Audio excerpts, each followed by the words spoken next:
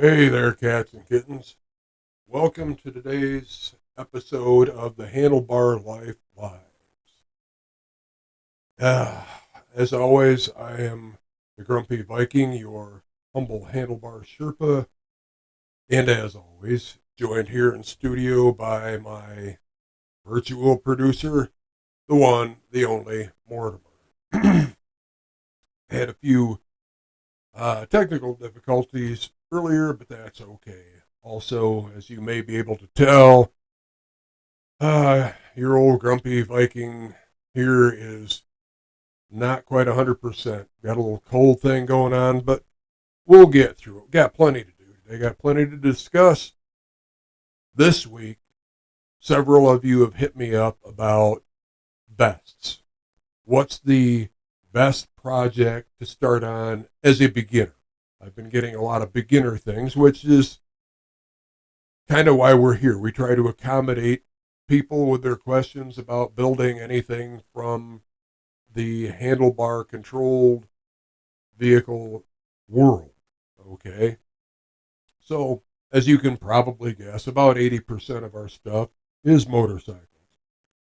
And of that, about 80% of it is for the street bikes. So, pretty high percentage. Anyway, been getting a lot of those bests questions. And we get those every once in a while, but we've been getting a lot more lately, and I appreciate that, and thank you. So, the main questions we get are what are the best bikes to start out on as far as building? Like, what should be my first bike or the first bike that I should really tackle, even though I may have had one or two already, but to kind of make it my own? Well, that's a great question. We'll answer that here in just a little bit. The other side of that is what are the customizations, those things that make our machines our own? Again, great question. So for me, it's hard to nail that down to one thing. I can't read people's minds. I certainly can't see into their hearts. So you have to decide what bike is going to fit you in so many ways. Now, I like some of the older vintage stuff, obvious reasons, because I was already kind of vintage when they were babies. Anyhow, why do I like that? Well, it's cheaper. And let's face it, when you're spending a lot of jingle, that can be stressful. This is supposed to be fun. Yeah, fun. Some of us back in the day had to do it out of necessity. Hopefully, none of you today are in that same boat. Very stressful. So let's think about this for a minute. You want to make it easy on the wallet. You want to make it easy on yourself because you're learning. All right. You're trying to get into this. So let's see. Mortimer's got a few things lined up for us. Let's see what we got here. Oh, here's some good ones. Let's see. All right. So some of my top beginner builds here. Why do I pick? Well, they're easy to work on, for one thing. So there's so much you can do. There's a plethora of parts out there. So you can pretty much get parts anywhere and everywhere, even from your favorite online marketplace. So let's take a look at a few of Grumpy's faves. The Honda CB series, okay? I remember when these hit our shores in the late 60s. Typically, the 750 came out in 69. Prior to that, before the inline fours and the parallel twins came out, we had the Honda Dreams and things like that. They were progressing, sort of making their way between scooter and full on motorcycle. Once the CB, CL, SL series from Honda uh, came on shore, then we were looking at real motorcycles. Prior to that, there were a lot of real motorcycles out there, but we also had a lot of those very interesting machines out there, and those are good too. If you want to get into something very unique, take a look at some of that mid 60s on back vintage. Get into some really cool stuff, not only scooters, but what they called motorcycles back then. Very interesting. But for me, if you're going to start out and you're a beginner, all right, let's take a look at the Honda CB series for the reasons that you can see on your screen. Lots of parts, huge community support. Everybody has one, or they know somebody that has one, or they know somebody that knows somebody. Then my next, excuse me, sorry about that. Next in line is going to be the Honda Rebel series. Now I got to tell you, I'll share this with you, cats and kittens. These came out in 1985. I was working nights at an aircraft factory, a nice union job, and I had to go by this dealership every day. Well, one day I stopped in because I had a buddy of mine at work there. We were chatting, and I glanced over and I saw this little Honda Rebel 250.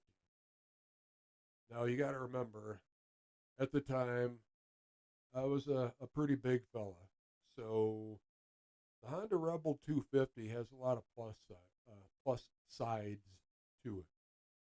Keep in mind the styling of the Harley Davidson offerings of that same era. The Honda Rebel was a downsized, very affordable version of that same styling.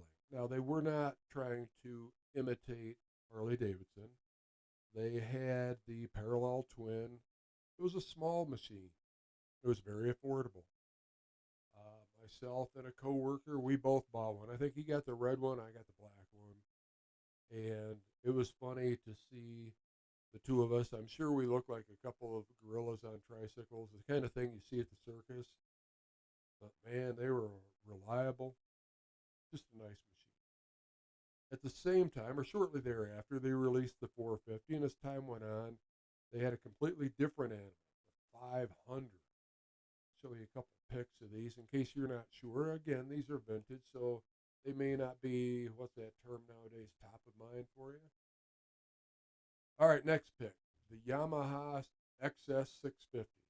The XS series was basically an homage to the Brit bikes. They looked an awful lot like trumpets, Beezers and Nortons, but mainly like trumpets. Super reliable. There is just a cult following for these things, and they are easy to convert into a cafe style or a bobber style. So many different parts manufacturers. Like I said, just massive following for these. Then next, the Harley Davidson Sportster. Now, back in the days, if you're going back early 70s, late 60s even, they had a Sportster called the 900. But in reality, it too was actually displacing about 883, if my memory serves me correctly. When they reintroduced it again, they went with the 883 tag to differentiate from the earlier version. And of course, out on the street, they were offering all the way up to 1200. But here's a massive secret for you. The most popular, or the most, I guess, widely marketed, was the 1000 version, or the 61 inch. Okay. The jugs. Now, obviously, the slugs are going to be different, the pistons, but the jugs or the cylinders. There's so much meat on those. Back in the day, people would bring their smaller displacement, whether it was a 900 or a 1000. There was so much meat on those jugs that I would machine them out. We'd get them a new set of slugs, put it back together, and they would have what we would call a large displacement Sportster. And I got to tell you, some of them were pretty damn impressive. They really were. Next on our list, the Cowie KZ650. An inline four, all of these Japanese bikes from probably 69 through today. They just go. Okay, they're reliable.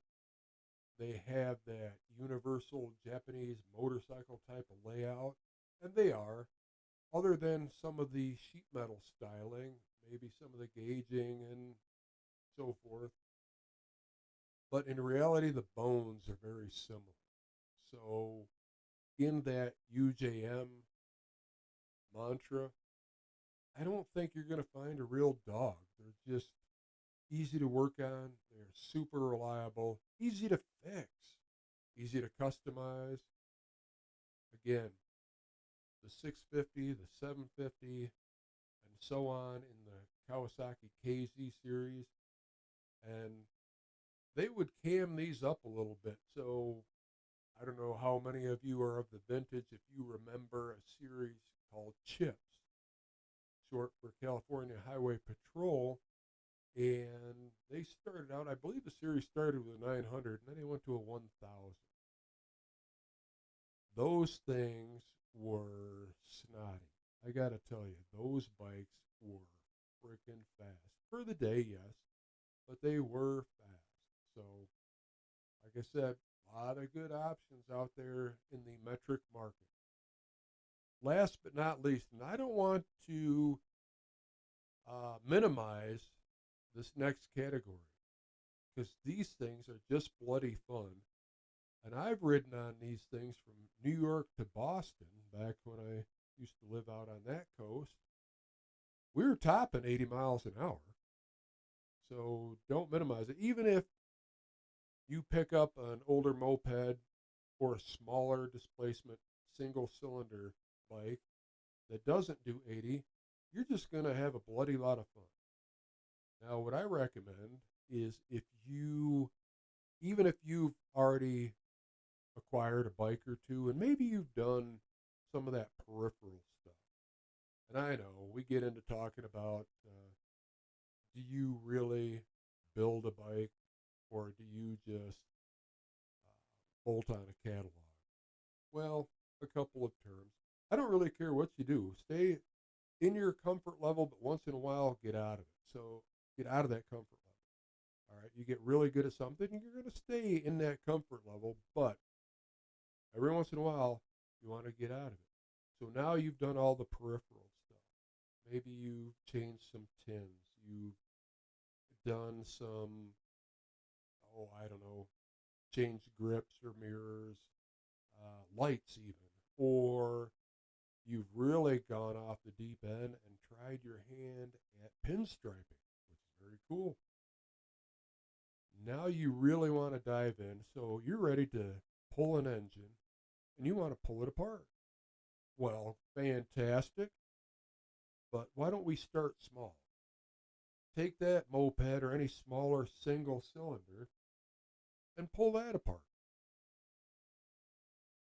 And make sure that you have some good support items or a good support system. So make sure you know or you can have handy maybe some online service manuals or even from my day, and you'll see them out in my shop quite often, some printed service manuals. Just so that in case you get into it, now what is this for? Well, then you can have the answer so you can know. So very proud of you all for getting out of your comfort zone and very, very appreciative of the questions you've sent in this week. So when you are planning your project, start small. I've done this one several times. Begin with a box of parts. Okay, I'll share another little grumpyism with you. First bike that I had, guess what? Now, I was a little shit back then, but it was a box of parts. And I was told that if I wanted it, well, I could figure out how to put it together because where I grew up, not only did you just ride something, but you needed to know why things happen. Why did this work? Why did this go? And if it didn't go, why doesn't it go and how to fix it? Those were big things back in my world as a little grumpster fire. So Buy a bike that runs so that you can have something to test out as you go along. This is very important. Let's see. Oh, okay. Here's a good example. Had a buddy of mine years ago when the little miniature breather filters were coming out for some of these stock cars. He came up with an idea of using them as separate air filters. His bike happened to be a Japanese bike. I forget which brand now, but it was an inline four. So he wanted me to help him adapt up these little breathers, valve cover breathers that were on these stock cars. And we did. We fixed them up. So typically, if you can envision this, stock, which they don't breathe that well, there's a big box. So all four carburetors feed into this box, and they share one spongy ass filter. Okay, kind of cheesy, but it works. It works fine. And it balances out with the rest of the bike. That's one thing you can say for the Asian offerings. They're very well balanced. The intake complements the exhaust. Everything is balanced. So we went ahead and we put on these little air filters. Well, even at that time, I had enough background to know we needed to rejet these, because if all of a sudden you're pouring air into this, you definitely don't want to be going lean. So we went through all the trials and tribulations of setting up his carbs for these. Now, initially, when he came down and we got those things on, he immediately wanted to test ride it. But this is the point of getting a bike that runs. Excuse me. Having a running bike, you make a change. And yes, this was before that we richened up the mixture. Okay. He wanted to test ride it, which of course we do. I've got a carburetor that I rebuilt this morning that I'm putting on a bike this afternoon. And I'm already chomping at the bit to get to it so I can hear this machine fire up. So he took it around the block and was less than impressed. That's when I took the time to explain to him about the air to fuel ratio, et cetera, et cetera. So again, it showed him that something needed to happen. He did what he wanted to do. We accomplished that for him. But there was further steps that needed to be taken to achieve his goal, which was to increase the performance. Pretty simple, right? We can all get that. Next is check your documentation. When you get a bike, try to, well, if they have one, make sure that you get your hands on a service manual. Now, whoever sells you the bike, they just may not have it. Okay.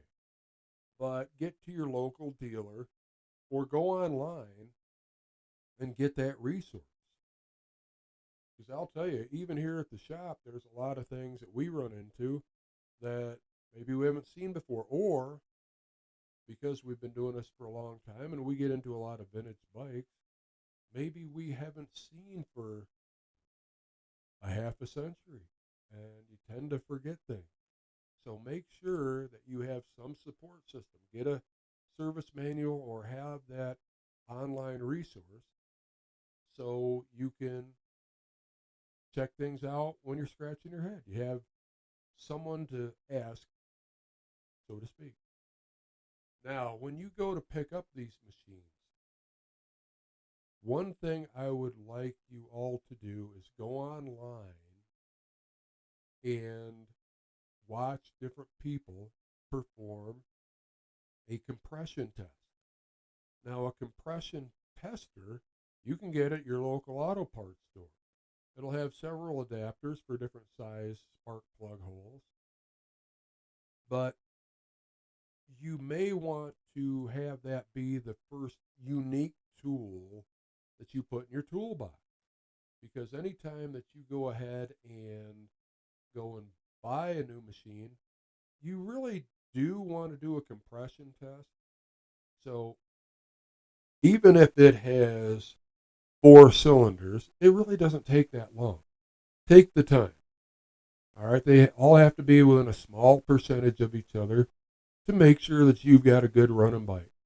The rings are sealing. There's not a bunch of carbon under the valves, things like that. So, pretty easy test to do right on site. A couple other things. When you're going to buy a used machine from an individual, it carries its own set of issues, both ends of the spectrum. Some individuals are uber informative, like they will just barrage you with a bunch of verbal vomit about every time they took a wrench to this thing over the past 13 years. Cool, but you really didn't want to spend half the night there. Okay? Other people may not be so much on the disclosing side of issues that they've had. Buyer beware. So go armed with as much as you can as far as tips and tricks that you can have. So a compression tester is a big deal. All right. That tells you whether the thing is good or it's a piece of crap. Now this goes for any handlebar vehicle. 2-stroke, 4-stroke, snowmobile, jet ski, quads, motorcycles, dirt bikes, street bikes. Check that compression, of course. 2-stroke, we'll set that aside for right now, but the 4-stroke vehicles, if they fire it up, watch the tailpipe. Okay, what color is the smoke that comes out the end? Is it just a little moisture? It's burping out? When you get there, think about certain things. Now, what you can do is walk up and put your hand close to the exhaust pipe. All right. This person just have this running, so it's warmed up. When I go to pick up a new machine, I like it to kind of be dead cold because I want to see how that's going to fire up from that condition. If they've already warmed it up, hopefully they're not trying to mask something or some issue that's wrong with the machine. Okay. Let's see, what else? Again, buying from an individual. Never go in bad weather because very distracting. You're keeping your mind on getting this process done because the weather's bad, whether it's cold, hot, raining, snowing, whatever. Try to stay away from the whole bad weather thing. Also, go during the daytime, at least when the sun is out, so you can see certain things that you're looking for. Where the bike is sitting. Now, if it's sitting in a garage and the individual brings it out into the driveway, make sure you take a good look at where it was sitting in the garage. Does it look freshly mopped? Is it dripping? Take some rags with you. When you pick this thing up, again, making sure it's dead cold. You don't want to get burned, so be careful with that. But do certain things like take one of the rags, and here's another tip a lot of people don't think about. For your personal vehicle, maybe you don't have a truck like a lot. Okay. Take a little garbage bag. It'll save your upholstery. Anyhow, take the rag, go along underneath the machine.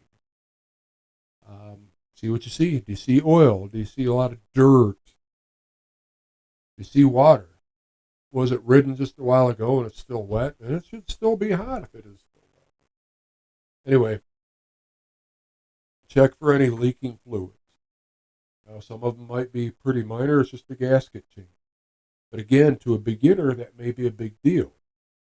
To some of us, oh, it's a gasket change. Or on one bike, we actually had a belly plate that bolted on, which is interesting. That actually had a crack in it.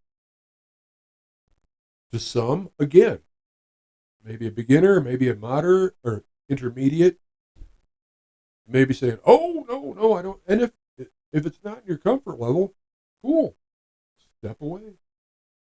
Believe me, they make these things every day. So now for me, we just made another belly plate. It's got some ordered some raw material from Online Metals, just machine a new one up, put it on, everything was fine. But if you don't have that skill level or that capability, then um, excuse me, then stay within your comfort zone there. Okay. Let's see. As far as picking up bikes, okay. If it's running, take it for a test drive or test ride. I'm sorry. If you can. I mean, if it's snowmobile and it's the middle of summer, or if it's a street bike and there's 6 inches of snow, I want you to do that. But you need to hear it running. So it's a big deal to have some, especially for a beginner. Get something that runs. So anything and everything that you do, you can see how that impacts. You have a vision where you want it to be from where it is now. You want to see how what you did impacts your ride and is getting you step by step to where you want to be. Okay. So let's see. What else we got here? Mortimer. There we go. All right. Let's get rid of this guy. Some of those bikes that we were talking about. Come on. All right. Let's take a look at these dandies real quick. Okay, the Honda CB series. I remember when these hit the shore, very interesting, a little less stylish and more about function. But I'll tell you what, when I rode some of these, they did everything I asked for. And the other nice thing was they always started and they ran. So that was kind of nice back in the day. Let's see what else we got here, Mortimer. Oh, the Honda Rebel. That's right. I was going to discuss that a little further and I forgot. Sorry about that. So here's some pics of the venerable Honda Rebel. Now the top pic you see is the 250 that was released back in 1985, and you get what I was talking about earlier. It has a little bit swoopier styling than the previous screen where we had the CB series. Now, once they bumped up their big boy in their line, which went to 500 cubic inches for a 30-inch bike, they really made this kind of a, I don't know, a sport cruiser, I guess you would categorize it. Pretty cool looking machine, really. But like I said, that first one, they came out with a 250 and then very shortly after released a 450 version of that. Especially if you're a little bit more diminutive in size, these things are super lightweight, sporty looking, and there's so much you can do with them.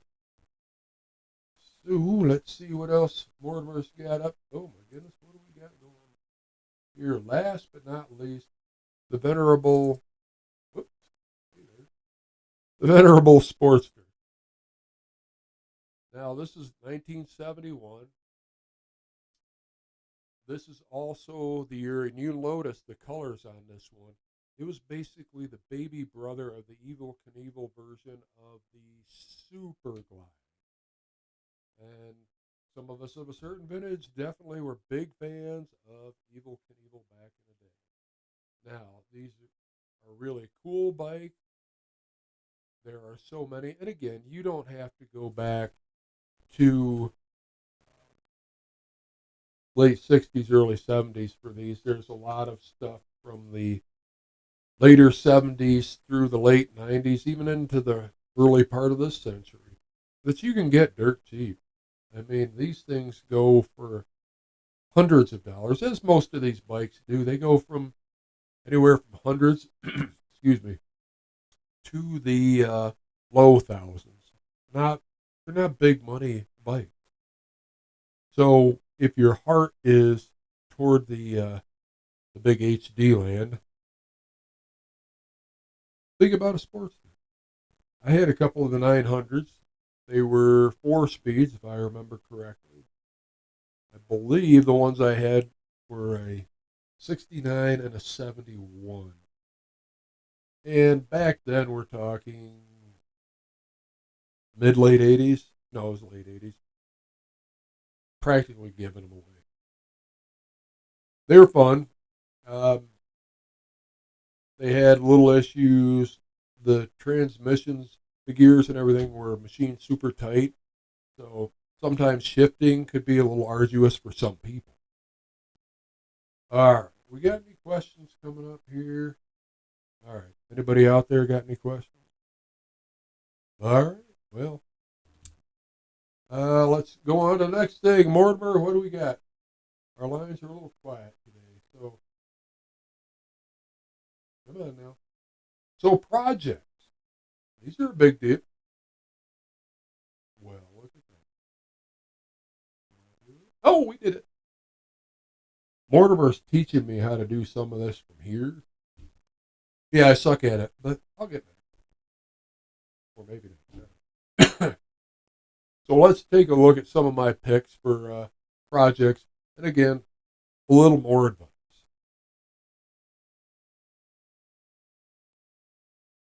So some of the projects you want to start with. And frankly, I remember years ago, I had a young kid. He was in high school. I'm trying to remember how old he was. He was 14 or 15.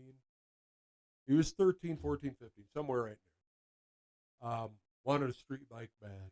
Wanted a chopper bad, which I can definitely understand that. So he went out and he found a deal on handlebars. And he was so proud to show me these handlebars. But that's where he was starting his initial build, not even with a whole bike. Obviously, he didn't have the money. He was working for me, and he was going to get there. But his deal was he wanted these handlebars, no matter what bike that he ended up getting. And he was hoping for an HD, but he was starting there. And I thought, man, that's really some commitment. That's really great. So what he did, the reason I bring this up, is he literally started building the bike from the handlebar. Next thing he did was he went out and he got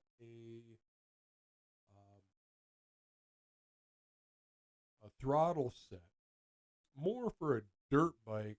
Back then we had the cables that ran on the outside. We weren't good or at least knowledgeable about running stuff on the inside and keeping it hidden away. Oh heck, even some of our wiring was all on the outside. But anyway, he went and got the throttle set. Excuse me, and got some grips. He decided he wanted I believe they were the old Coke bottle style grips, and he was playing heck trying to get them on the non-throttle side, of course. But he was playing heck with that and trying to get them both on. So I took him out in the shop and showed him how to do it with an air gun and to put them on. So different things that you can do. So you can do these things that don't go out and get an engine rebuild kit after you bought your first bike and that's going to be your first project. Please don't do that. Go out and do things like replacing the handlebars, installing the grips, changing the mirrors. You know the vision that this bike is going to have. So you're doing it for style, you're doing it for ergonomics. Maybe you thought about ape hangers. Okay, ape hangers are cool. Just keep in mind, if you're of a certain vintage, you don't want to get the hands too far above the heart. Otherwise, you may get fingers falling asleep, etc., etc. Other thing, please think ahead about certain things. Replacing handlebars.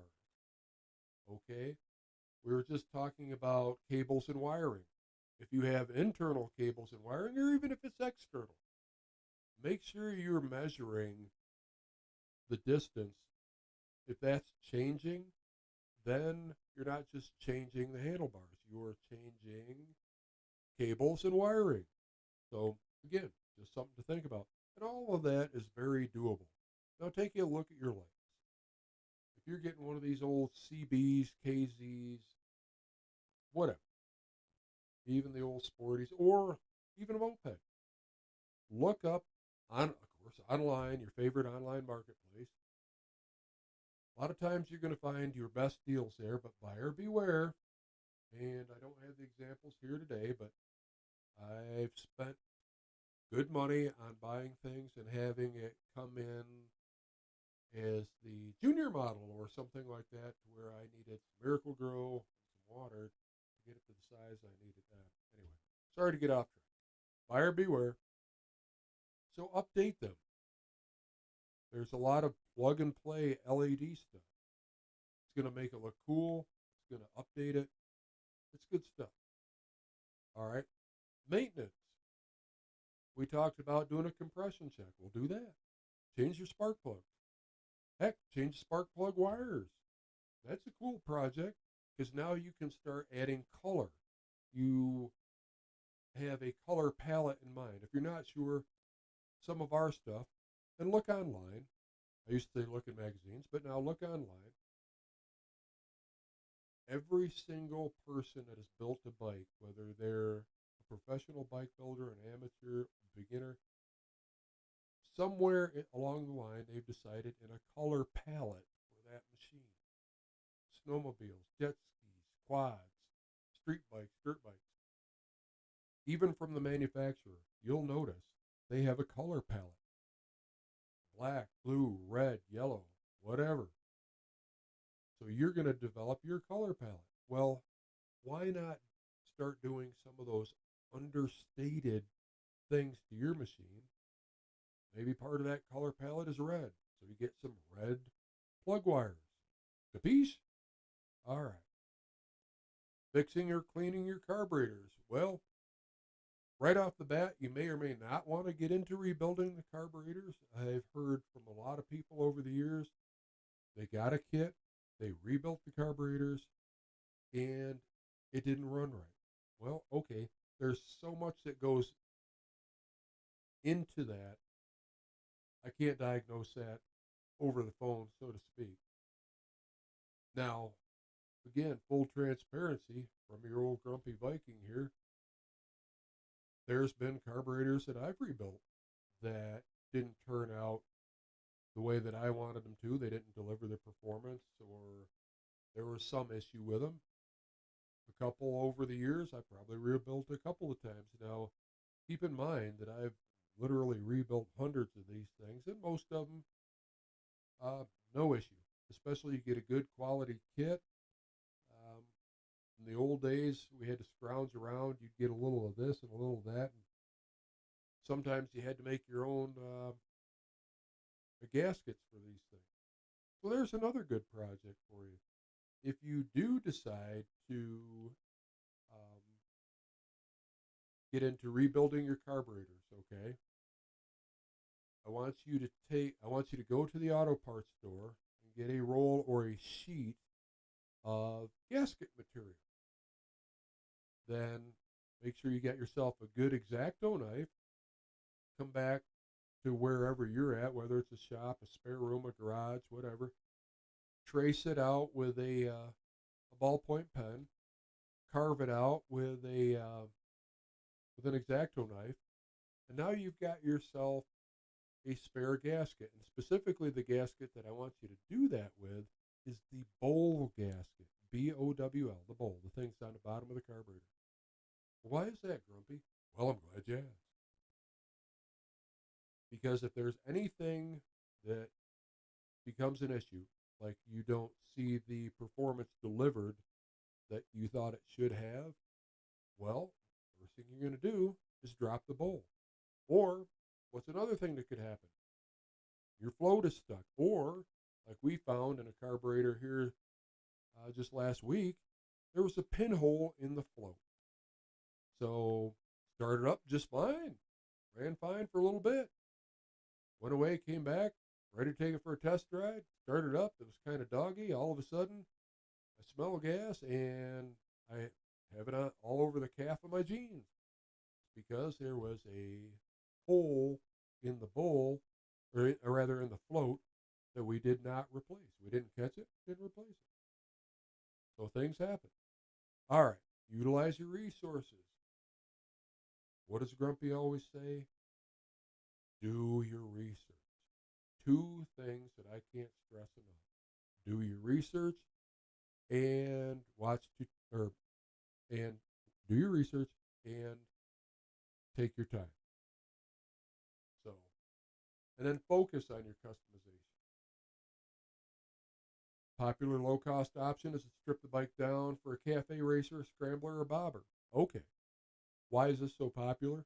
Because you're not going out there and spending money.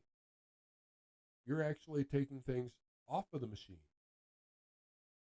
So obviously you're not adding to, so you're not buying anything. So again, review what you want to do. And if you want to go that way to minimalize the bike, well, then there you go. Big cost saving. But again, have a vision and take your time. So, anybody got any questions out there? Anybody with anything? Okay. Well, let's see, Mortimer. I think we had a pretty good show today. I think we're getting to the point, though, where the Grumpy Viking is just about out of voice. So, with that, I want you all to have a great weekend. And what else we got going on? Come on now. That's nice. All right. With that, remember what Bronson would say. Just hang in there. That's what I'm going to be doing. I'm going to go medicine up. I go try to put that carburetor on a bike. Oh, yeah, by the way. And till next time, live the adventure.